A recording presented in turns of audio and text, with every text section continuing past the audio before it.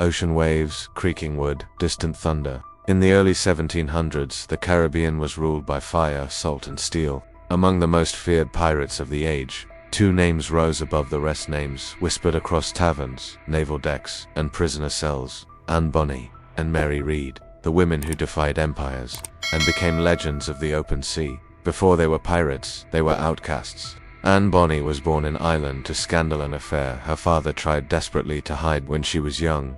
Anne was said to have a temper sharp enough to terrify grown men.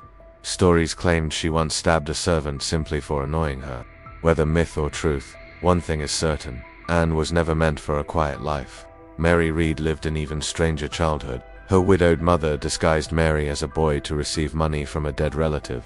So Mary grew up living as Mark Read, working aboard ships and even serving in the British military, fighting, dueling, surviving long before most men ever smelled gunpowder. Fate brought them both to the Bahamas, to the pirate Republic of Nassau. Anne, bored with marriage and hungry for danger, fell in love with a rising pirate captain, Calico Jack Rackham. Together they stole a ship, the Revenge, and sailed into infamy. Mary, still disguised as a man, was aboard a merchant ship captured by Rackham's crew. Impressed by her courage under attack, the pirates gave her a choice: join us or die. She joined, but one secret didn't last long. When Anne met the quiet, fierce young pirate who called himself Mark, she noticed something the others didn't. One night Anne confronted Mary privately. Mary opened her shirt, revealing the truth. Anne promised to keep her secret hand. The two became inseparable allies. Eventually, Mary revealed her identity to the entire crew, not with words, but with actions.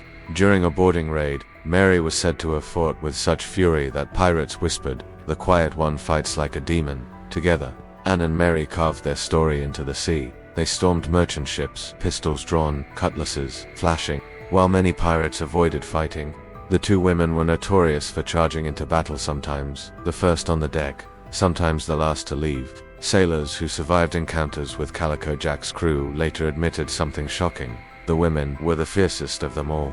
The men feared them more than death. Anne reportedly shouted at enemies mid-battle, "If you want mercy, you won't find it here." Mary preferred silence until she was provoked. During a quarrel with a fellow pirate, she challenged him to a duel at dawn and killed him. These were not damsels dressed as men, they were warriors, feared across the Caribbean, but storms don't last forever.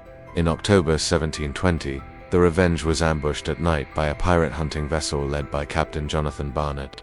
Most of the crew were drunk and terrified, surrendering almost instantly, but not Anne and Mary. Eyewitnesses testified that the two women stood at the bow, firing pistols, swinging cutlasses, and screaming for the men to get up and fight. When no one did, Mary shouted, "Damn you all! If you had fought like men, you would not be taken like dogs." Outnumbered and surrounded, they were finally captured. Calico Jack was sentenced to hang first. Anne visited him only once. Her last words to him became legendary: "If you'd fought like a man, you'd not be hanging like a dog." Cold, ruthless, a farewell worthy of a pirate. Both women claimed to be pregnant. The court postponed their execution, and then history falls silent. Mary Read reportedly died of fever in prison. Bonny simply vanished. No execution record, no grave. Some say her wealthy father rescued her. Some believe she escaped and returned to piracy. Others swear she sailed under a new name, living her final days free on some distant shore. What is fact and what is legend may never be known, but the truth echoes across history. In an age ruled by men, Bonny and Mary Read carved their names into the tides, and became the deadliest women of the seas.